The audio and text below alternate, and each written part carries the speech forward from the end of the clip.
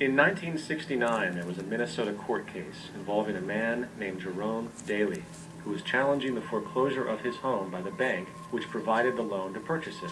His argument was that the mortgage contract required both parties, being he and the bank, each put up a legitimate form of property for the exchange. In legal language, this is called consideration.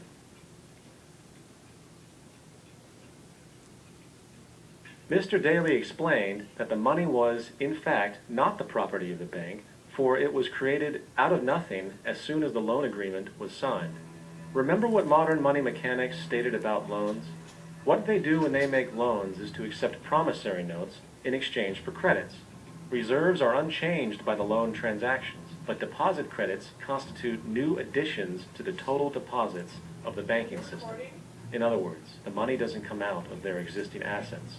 The bank is simply inventing it, putting up nothing of its own, except for a theoretical viability on paper. As the court case progressed, the bank's president, Mr. Morgan, took the stand, and in the judge's personal memorandum, he recalled that the plaintiff, bank's president, admitted that, in combination with the Federal Reserve Bank, did create the money and credit upon its books by bookkeeping entry. The money and credit first came into existence when they created it. Mr. Morgan admitted that no United States law or statute existed which gave him the right to do this. A lawful consideration must exist and be tendered to support the note. The jury found that there was no lawful consideration, and I agree. He also poetically added, "Only God can create something of value out of nothing."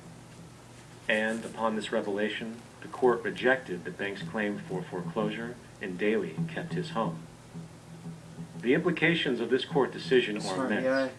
For every time you borrow money from a bank, whether it is a mortgage loan or a credit card charge, the money given to you is not only counterfeit, it is an illegitimate form of consideration, and hence voids the contract to repay, for the bank never had the money as property to begin with.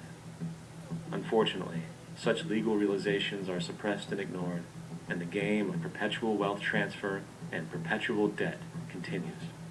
And this brings us to the ultimate question: why? During the American Civil War, President Lincoln bypassed the high-interest loans offered by the European banks and decided to do what the Founding Fathers advocated, which was to create an independent and inherently debt-free currency. It was called the greenback. Shortly after this measure was taken, an internal document circulated between private British and American banking interests stated, "Slavery is but the owning of labor, and carries with it the care of laborers," while the European plan is that capital shall control labor by controlling wages. This can be done by controlling the money. It will not do to allow the greenback, as we cannot control that. The fractional reserve policy perpetrated by the Federal Reserve, which has spread in practice to the great majority of banks in the world, is, in fact, a system of modern slavery. Think about it. Money is created out of debt. And what do people do when they are in debt? They submit to employment to pay it off. But if money can only be created out of loans, how can society ever be debt-free? It can't. And that's the point. And it is the fear of losing assets coupled with the struggle to keep up with the perpetual debt and inflation inherent in the system, compounded by the inescapable scarcity within the money supply itself, created by the interest that can never be repaid, that keeps the wage slave in line, running on the hamster wheel with millions of others, in effect powering an empire that truly benefits only the elite at the top of the pyramid. For, at the end of the day, who are you really working for? The banks. Money is created in a bank and invariably ends up in a bank. They are the true masters, along with the corporations and governments they support. Physical slavery requires people to be housed and fed. Economic slavery requires people to feed and house themselves.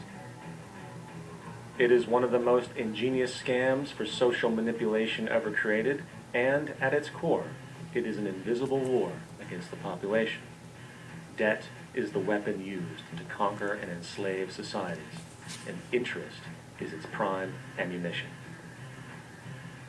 And as the majority walks around oblivious to this reality, the banks, in collusion with governments and corporations, continue to perfect and expand their tactics of economic warfare, spawning new bases, such as the World Bank and International Monetary Fund, while also inventing a new type of soldier, the birth of the economic hitman.